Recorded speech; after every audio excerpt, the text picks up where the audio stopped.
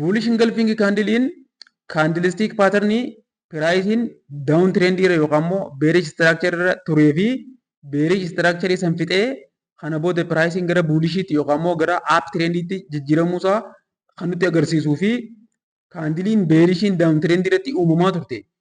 qaamni isii guutumaa guututti kaandilii buulishii dhumarratti uumamteetiin guutummaan isaa engulfi yoo ta'u ta'e candle formation akkasiitiin bullish engulfing candle jennee lafa kaa'uu kan dandeenyu ta'a jechuudha. Fakkeenyaaf pricing bifa kanaatiin akkanatti gara gadii deemaa ture. Erga bifa kanaatiin gad deemaa ture booda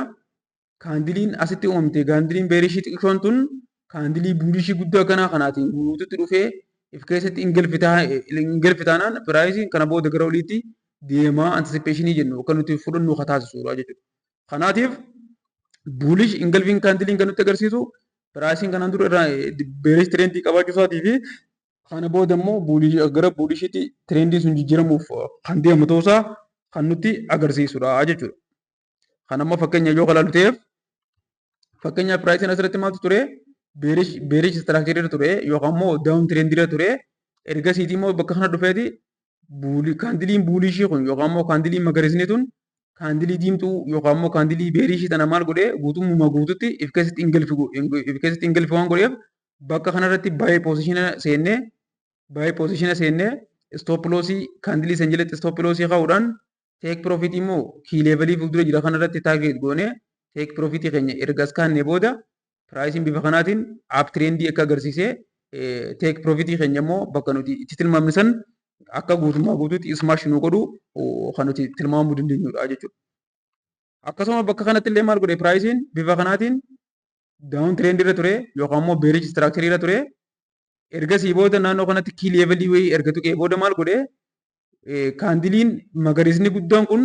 kaandilii bearish xiqqoo kana guutummaa guutuutti if keessatti engulfi godhee asitti bifa kanaatiin engulfi godhuunsaa pricing asirratti akka kana booda gara bullishiitti jijjiiramu waan nuti himaa jiruuf bakka kanatti baay'ee poozishina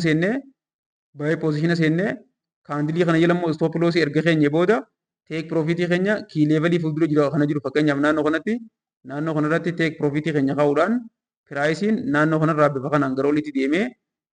bifa kanaan profitii nuti argachuu qabnu akka inni nuu kennu taasisuu kan dandeessudha jechuudha. Fakkeenyaaf bakka kanatti illee pricing akkam ta'e naannoo kanaan swingii loowilii bakka kan jiru kana bireek godhuun swing lowa zero kanallee bireek godhuudhaan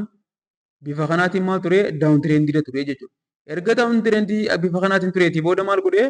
pricing magariisni kaandilii magariisni guddaan kun kaandilii diimtuu tana guutummaa guutuutti engulfi godhuun bakka kanatti bearish engulfi kaandilii bullish engulfi jennuun kana bakka kanatti nu form godhee jechuudha. Bakka kanatti bullish engulfingiin uumamuun naannoo kanarratti baay'ee poozishina seennee stop lossii keenya as jala kaa'uudhaan take profit key level asiin jiran kana target godhannee bifa kanaatiin pricing kana booda gara oliitti akka nu deemuuf anticipation yookaan immoo tilmaama akkasii akka nuti fudhannu nutti agarsiisudha jechuudha. Maaliif pricing duraan down trend irra ture erga down trend tureetii booda bakka kanatti bullish engulfi agarsiisee bullish engulfing jiraachuun isaa asirratti baay'ee akka nuti seenu nu goosisaa baay'ee ergasii seennee booda kaandilii kanoo mi'a kana jalatti immoo stop lossiin keenya key levelii fuuldura keenya jiru kana fudhannee asirratti immoo take profit fudhannee kana booda pricing bifa kanaatiin ol deemee take profit keenya akka inni smash nu godhu